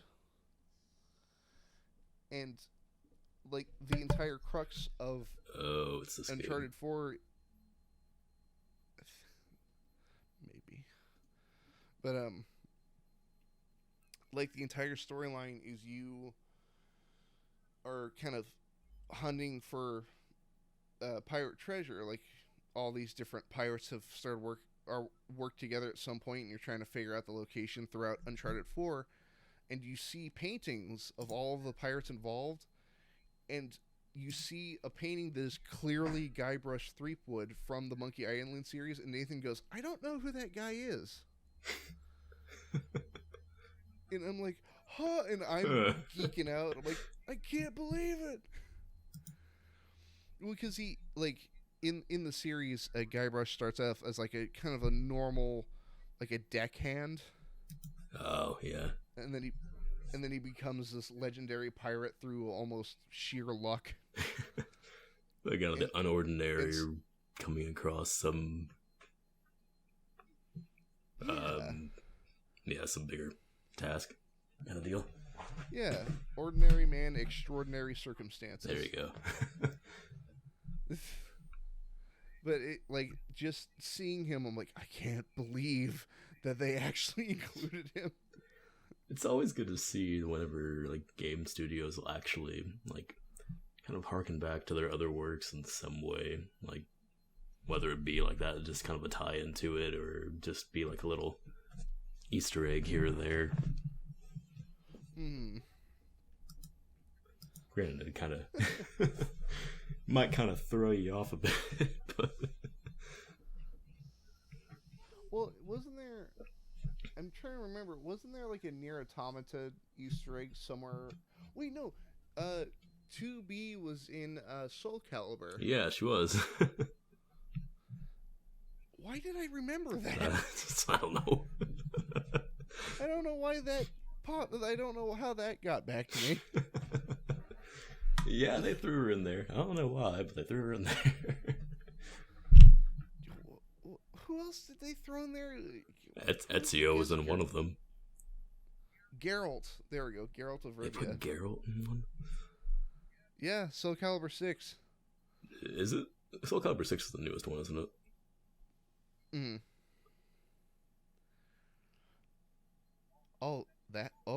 That's weird. It's like so if Geralt's canon to like Soul Calibur in some weird, vague way, that means Soul Calibur takes place in the Monster Hunter universe. Because Geralt shows up there too. And they give him, like, it's not even just a costume. He literally gives, like, a story reason. He's like, yeah, a hole in space opened up and I walked through it. Oh, he actually has an explanation for how he got there. Yeah. Okay, then. Yeah. Well, then 2B has to have some kind of reasoning for ending up in Soul Calibur, so therefore 2B must somehow be canon to Soul Calibur. Same with Darth Vader and Spawn and Yoda. Ezio. And Link. And Heihachi from Tekken. I played one of the one of the Soul Calibur games on the original Xbox a while back, but Nice. like the most recent one with the character creation in it, like it's a mess if you've seen it. It's like you got Doug Dimmadome going against Mr. Krabs. You got a Dasani bottle of water. It's like it's ridiculous. There's a guy named Lyle Rath that I watch sometimes. Mm-hmm. And he made, I think it was 3 videos called like Battle Butts. But it's Soul Calibur videos, but it's all created characters. It's like you'll be facing the famous host of Whose Line Is It Anyway, Drew Carey. I'll have to look into this. It sounds interesting.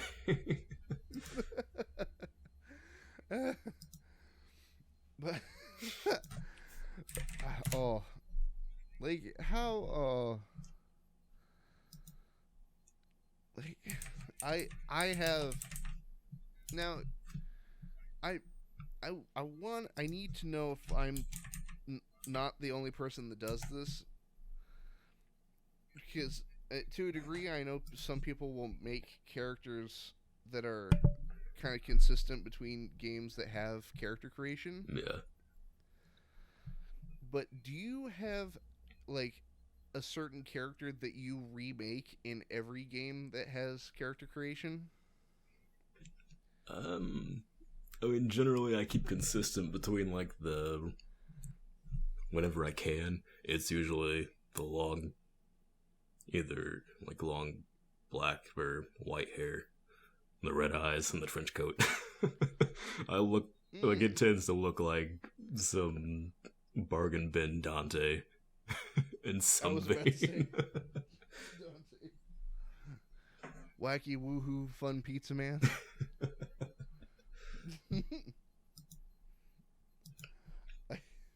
I have characters that I've consistently made in like wrestling games, but I've taken it a step farther and I've been making them origin stories in writing. I did that in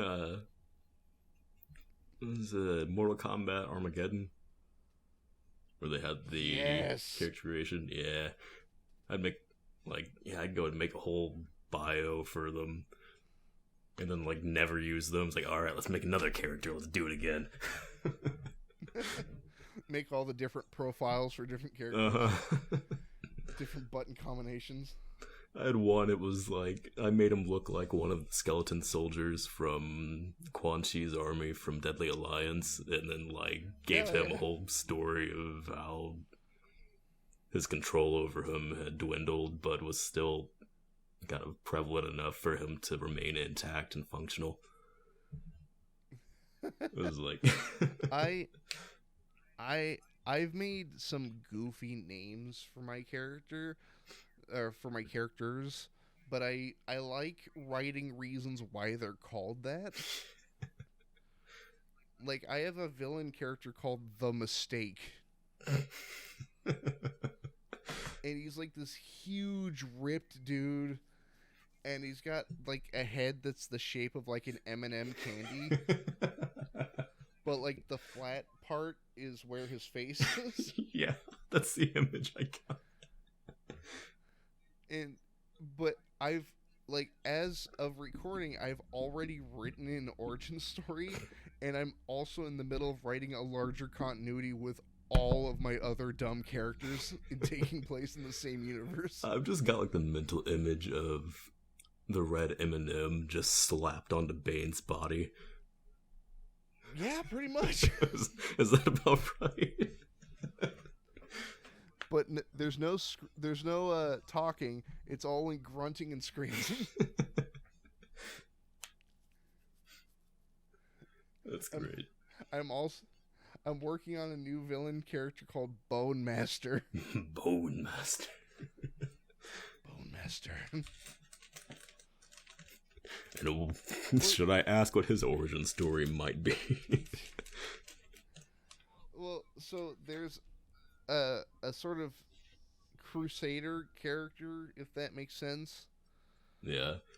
Like it's a essentially a Neanderthal that's been sent on a vague crusade by a deity that barely understands its own intent. Like, it's like, fight for me, but I'm not, like, I barely know what we're fighting for. And so it, like, he's, like, this deity's given, like, immense knowledge and what is called the universal language to this Neanderthal. So essentially he can be standing in a room with like 3 people that speak 3 different languages, but when he speaks, all 3 people can understand him. Like, it sounds like he's just talking in their native language. Right. Yeah, kind of the whole... Yeah, the deity. It's like somehow everyone understands exactly what they're saying. Yeah. Or he's essentially like a walking Babelfish. Babelfish. If that makes any sense. Does that make any sense? Not to me. don't know what that is. The Babelfish is essentially a fish that goes in your ear from the wonderful book series / movie Hitchhiker's Guide to the Galaxy. But what it does is it listens to what other people are saying around you and then translates it to you. Oh, I've got a picture of it pulled up. Yeah. It's but Microsoft Translate. but I wanted him to exist at like the dawn of man, like the literal Neanderthal hitting things with clubs and shit. Yeah. But he makes it all the way through, like, the growing of civilization into the modern day. But there's a point in time in like the Dark Ages where like a Merlin-esque wizard is like, I hate this crusader, I'm gonna bring back a revenant just to try to kill him. Like, I don't want to do it, I can't do it, but I'll bring back a dead soldier. And so it's like this living skeleton in like a kind of shitty suit of armor, and its one job is to kill the crusader. And then the wizard dies, and so it just leaves the revenant alive until he kills the crusader. Another person on a quest. For what reason? They don't know. Yeah. I don't know where I am. I don't know who I am. All I know is I must kill. Like, why are we fighting? I don't know. I was told to fight. Yeah, same here. Cool. Fair enough. They pointed me in your direction. That's why. He pointed that way and said, go. Get him.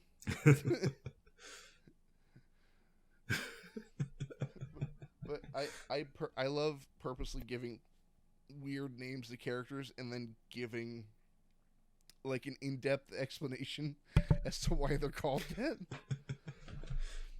Bone Master, and then the Mistake. Then there's a cybernetic samurai called Shogun Shitbag. It sounds like an excuse to make a fisherman character called Masturbator and then go on a whole thing of how he's a world-renowned fisherman that is able to catch any fish he sets out to. He can catch fish with his bare hands. He's good with his hands. He's got a firm grip. No fish can escape his grasp. These calloused hands.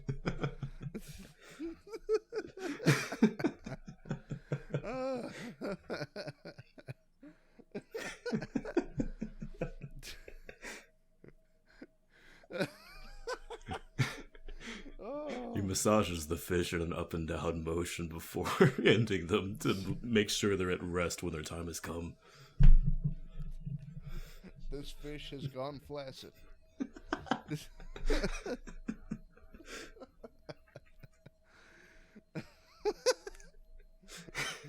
I have caught the turgid fish. But this fish is too small. It's all a matter of how you use it. He's on a boat like in Jaws, and he's just like, it's not the size of the wave, it's the motion of the ocean.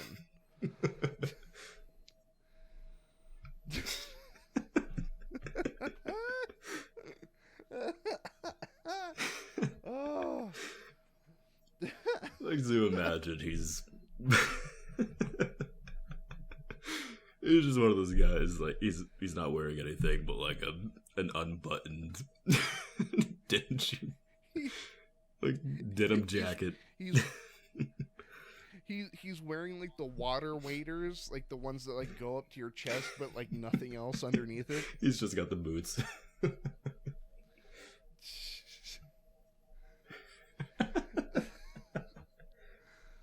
Oh god. God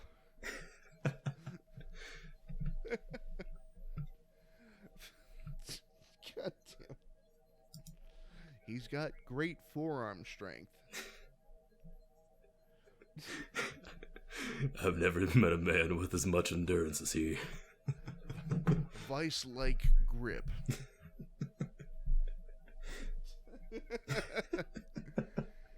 Oh shit. But, oh, oh. Now, I'm desperately trying to veer back onto the road. Now, I don't know where to go from here. Yeah. Well, I was actually going to go the route of, since we were talking about writing stories, do you have a story that you're particularly proud of, whether it, has come out or not? Yeah, actually. I've got one that's probably going to be my next, standalone story that I put out that I've been working on, and I'm pretty proud of how it's going so far. I think my next story is going to be more building up the background kind of story or of lore of the yes. We're going to his origin story. The Avengers-esque assembly that is beginning with the masturbator. The rise of a new hero. Now, future me in editing, I think we have the background for this episode. I want a photo of, a fish being struck by lightning. Oh, God. God. A guy holding a fish that's being struck by lightning. A new hero rises. Where was he in Endgame, man? He's out doing what he does best. He's out on the water. He's having a nice conversation with Aquaman.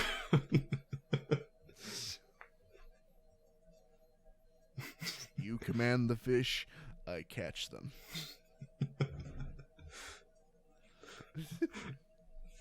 Is there any way I can sweeten the deal for you? You give me half of Atlantis' population.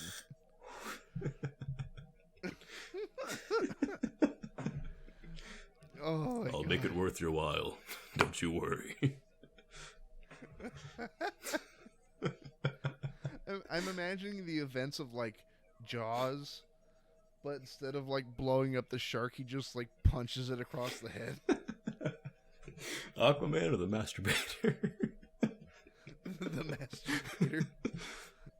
Just haymakers the shark. Everybody else is dead, but he's just standing on the deck, just come on, come on. Just have you seen One Punch Man? You're not too big for me to handle. Yeah. Yeah. Just the serious punch. Just unreasonably ripped.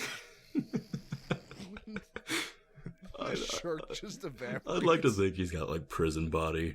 He's got just just ripped beyond belief, and then from the water waders down, it just sticks. It sticks, but you can't tell because it's all baggy. He can't jump that high, but he can punch as hard as a truck.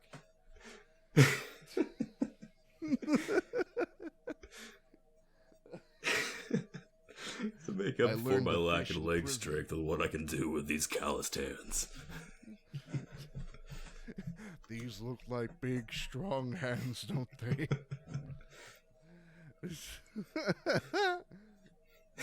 That's a reference for all of you Never-Ending Story fans out there.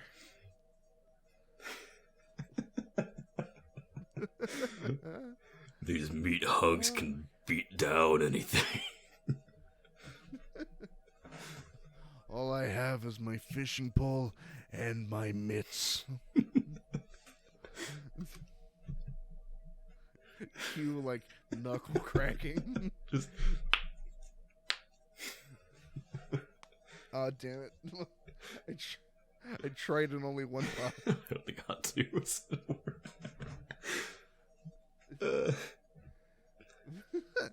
But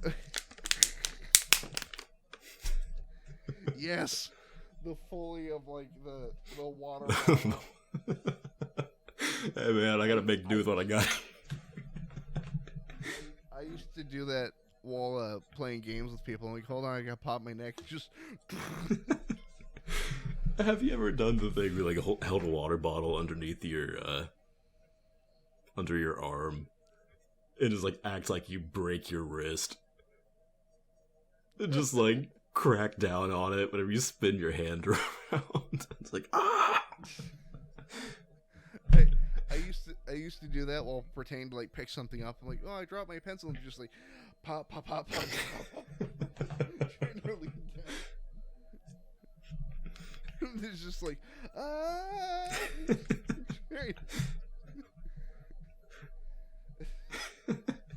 What was that? I don't know, but I can't feel my arm. Ooh, my hip.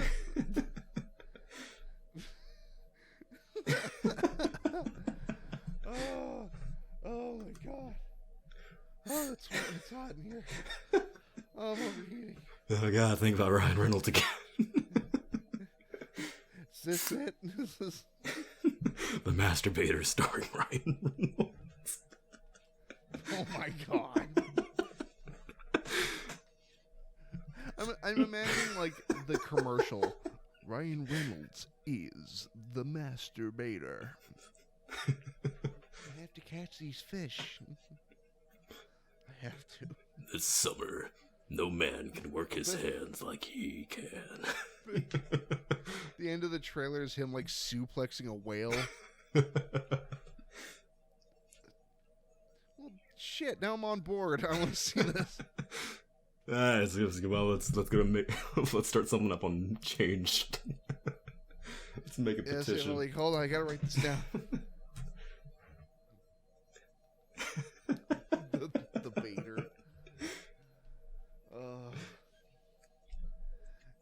It's gotta be like some really like poorly thrown together like denial of his love life. Yeah, he has no one in his life. The baiter and his sidekick, Seaman.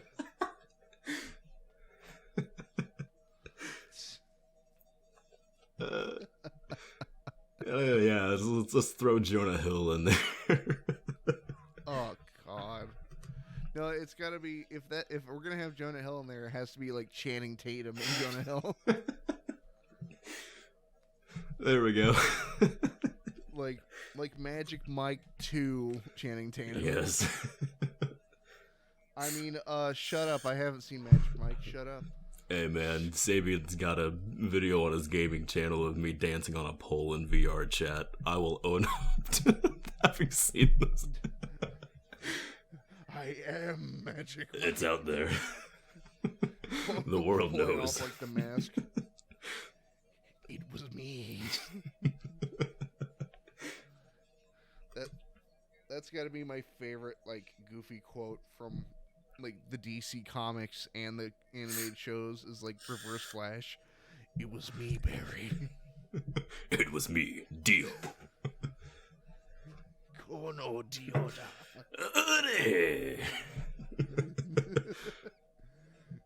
Jotaro-kun.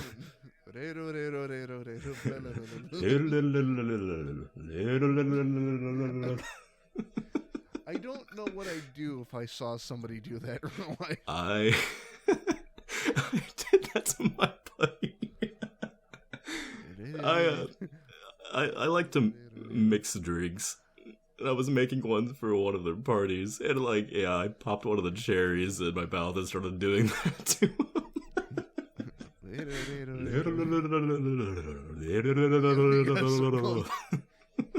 Gotta start going unreasonably fast.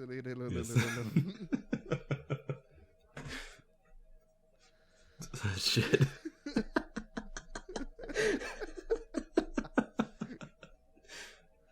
Welcome to my ASMR channel. Hold on. Uh-oh. Hold on.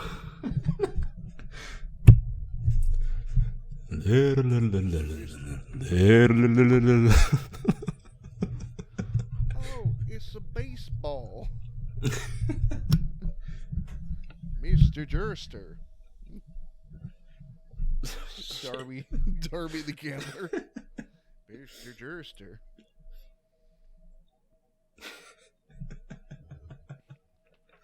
I choose red dragons. Red dragons!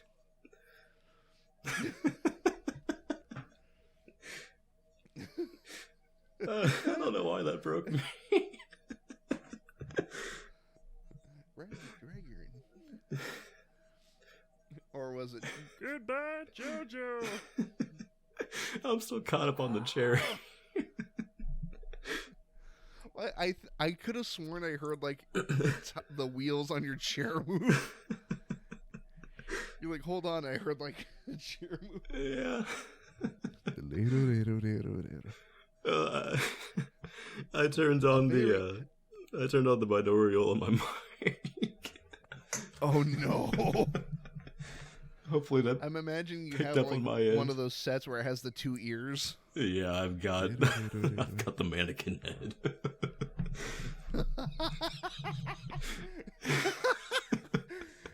I gotta cash in on this now. It's like 2 hours of nothing but Tonight on a very sensual episode of Demasked. Does it?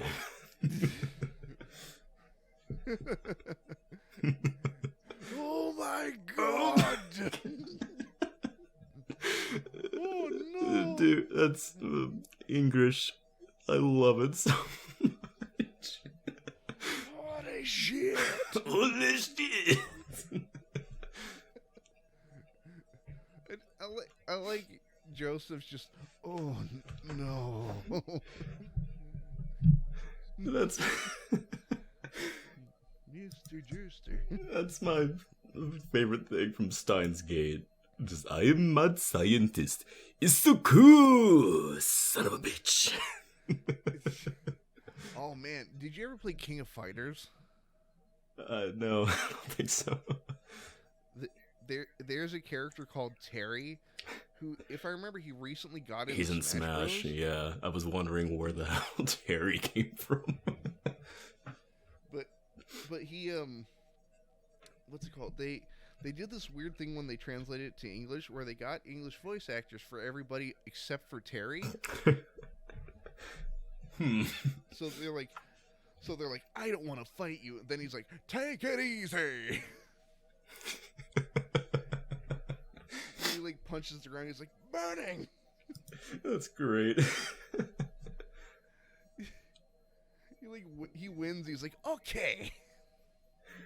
I just go back to that scene from, I don't remember what the anime is, but it's like the yellow cat thing. It is, hello everyone. I want to be a bird. Have you seen Space Dandy? Yes. Have you seen that episode where they meet the alternate version of like Dandy and everybody, and there's the fucking cat, and he's got like he's holding what looks to be a helmet, and he's just going, yeah. Sounds familiar. What's that thing he's holding? It's a helmet, right? And it's like a super depressed version of Space Dandy. He's like, you'd think so, right? But I've never seen him put it on. He just holds it. I've never seen him wear it. And he just sits there going, yeah. Yeah. Oh, that kind of character really just gets me. It's like everyone being like just normal, talking everything, and then you've got the random anthropomorphic cat. It's just meow, meow, meow, meow, meow, meow, meow, meow, meow, meow. Yeah. Like regular show, coffee. Yes. I was thinking Chowder. Who's the red balloon guy? Okay. Who's constantly eating everything. He's got the cat that holds his string for him. It's just like he's talking to Schnitzel. Just meow, meow, meow, meow, meow, meow, meow. Meow, meow, meow, meow. It's like, Schnitzel, he's making me uncomfortable. Chowder, the pufferfish got away. All because you and Schnitzel wanted to be a couple of fun-time Charlies. Or is it a Burple Nurples? Burple Nurples, yes. It zooms in, it's like, you will die. then it's like, die, and then it comes back, it's like, you. Chowder's another gem of a cartoon. I miss it so much. I do too. I loved like how they broke the fourth wall constantly. I love how great Schnitzel, he set the whole kitchen on fire. Now the animator's gonna have to draw in all these foods. Well, if there's no orders in, we're not making any money. If we can't make any money, no animation, and it cuts. Yeah, they have a car wash. I think we've earned enough money to pay for the animation again. We can finish out the episode. And Chowder's like, I realize why everything doesn't make any sense. It's because we're in a cartoon. And they start a talk show, they flip a switch, and then it like changes to something boring. You just got a carrot professor that's giving them like a speech on some psychology or something. If I remember, The Amazing World of Gumball did something like that. Dude, The Amazing World of Gumball got really meta towards the end of it. It was like the last season, it's like they kept hinting at like, dude, we're all in a TV show that's about to end. We need to become real so that we don't get lost whenever the TV show's over. Well, they did one where it was an episode that the idea was that everything that happens in that episode is what happens in between episodes. Oh yeah, they do like the ones where it's like what's actually going on with like the background characters and their lives and crap.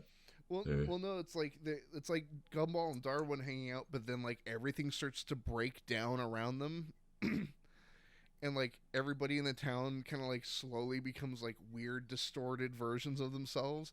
And it ends, essentially, with the episode restarting over. Oh, yeah, I know what you're talking about. It was, like, that was genuinely creepy for me, because they're, like, backed up against the wall as, like, everybody they know is coming after them. That show is amazing. Like... They have that one episode where it's like they get sucked into the static area that's like it's like the area between channels. It's like where everything is that no one remembers from the show, like characters that appeared once. They're like you could see Mr. Small's van in the background at some point in the show, but no one remembers it, so it was there. They went there to get it back. Oh god. I can't remember the name of the show. Was it? I think it's OKKO. Yeah, like the three kids that are at the school, like the superhero thing. It's kind of like the flat drawn art. Well, they had an episode where they step outside of the. They essentially step into like Cartoon Network itself, and they walk into like this Hall of Fame. And I can't believe, like, the polls that they take in that. Because, like, oh, look, there's Chowder. I'm like, that's pretty cool. And then you look over and it's, like, Robot Jones. I'm like, holy shit. God. And you see, like, Space Ghost. There's, like, Space Ghost hanging out in the background. I'm like, oh, my God. I miss you, Space Ghost. Hey, you said he got a lead on how to get into contact with the guy, though, didn't you? Yeah, well, like potentially, almost like the universe itself sent him to me. He followed me on Twitter. Oh, nice. But like, apropos of nothing, I never tagged him in anything. I don't even think I've talked about Space Ghost on Twitter. Just out of the blue. And I I saw the name. What's his name? It was like George Sears, I want to say. But I'm, or excuse me, George Edward Lowe, and I, I'm like, why does that name sound familiar? And I clicked on his profile. It's like, oh yeah, Space Ghost. Space Ghost. No way. No. Somebody had to have sent him to me. I don't know. Maybe he came across an interview, sparked his interest. I do have a plan if I ever get him on the show. I want him to, as Space Ghost, like, give me shit for having an interview show. That'd be great. So you're trying to do my job, aren't you? No. Not at all. That'd be awesome.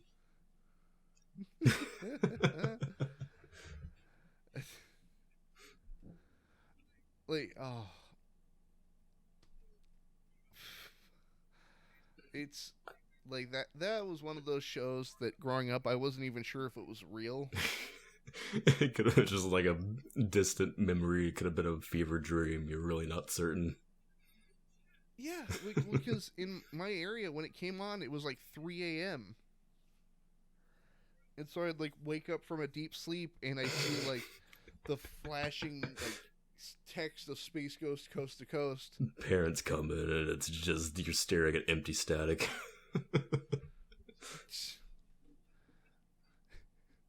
Fresman, Space Ghost hasn't existed for 30 years. Whoa! George Lowe doesn't exist. I think they're, I've seen stuff on Adult Swim, like little bits of Space Ghost. Like, I think they're making another, I don't know if they're bringing it back or if they're making like a spin-off kind of thing.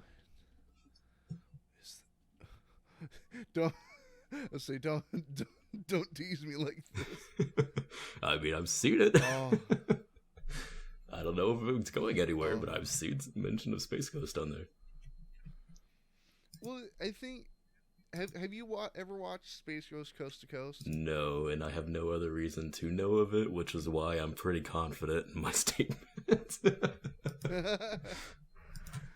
Well, like, I think what makes that so most of the animation is like reused animation, because Space Ghost and like all of the surrounding characters, Moltar, Zorak, Brack, and all them, were Hanna-Barbera cartoons. Yeah. Oh, now that I think about it, he was actually in one of the Fairly Odd Parents Channel Chasers movie. It's like they were in a ship, and I'm pretty sure Space Ghost ship was like outside their ship or something. Let's hit it, Space Ghost. Let me put Fairly Odd Parents. Wait, why did it auto? Oh god, Space Spectre. It is just Space Ghost. Yeah, I thought that was right. It looks just like him, except they changed the color of like his cape and his head. Yeah. Whoa. Oh my god. You're so right. Dude. Yeah, that memory was there for some reason. Dude, and I quote, "This show is the 7th show visited in Channel Chasers after Timmy Turner wished for a magic TV remote that allowed him to travel through television." What? What? Oh, that is off. Yeah, they did pretty much just switch his color palette around, didn't they? They made his black cow white. Wow, I can't. Like, I am completely blown away. Oh no, I'm gonna have to rewatch this. Wow. It's rare that I bring up something obscure that somebody else not only knows somewhat about, but knows something I didn't even realize. See all that random useless information I have in there serves some purpose. Yeah. It appears I'm not the only one with a Rolodex.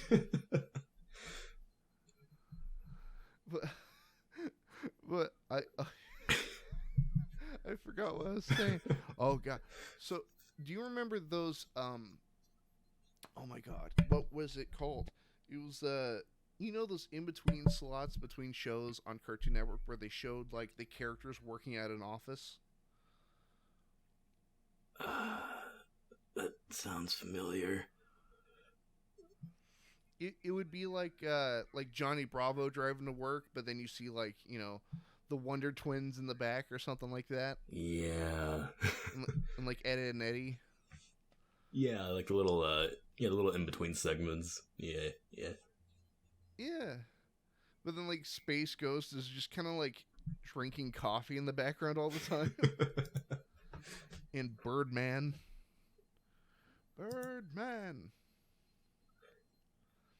Yeah, I'm just glad they preserved some of those on... Like, they still do that on Boomerang. Like, all of the... Do they? Yeah, sometimes. Like, the... the old...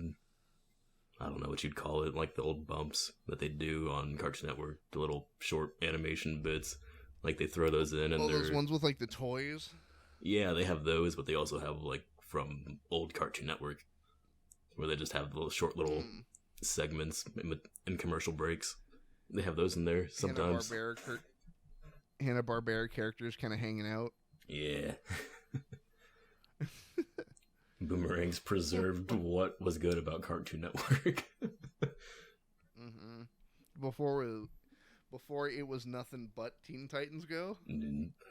Dude. That's that and like Total Dramarama. That's it. I was waiting to hear, like, I don't want to talk about it. Yeah, that's literally all that's on there. It's like, is there anything good on here? It's like, alright, there's a random episode of Adventure Time for some reason, and it looks like the rest of the schedule is Teen Titans Go until 8:30. Yeah. And then it's Bob's Burgers for like a minute, then Family Guy for the rest of the night. And then it's 2 more episodes of Bob's Burgers, and then some really weird Microsoft Paint bullcrap that I can't care less about.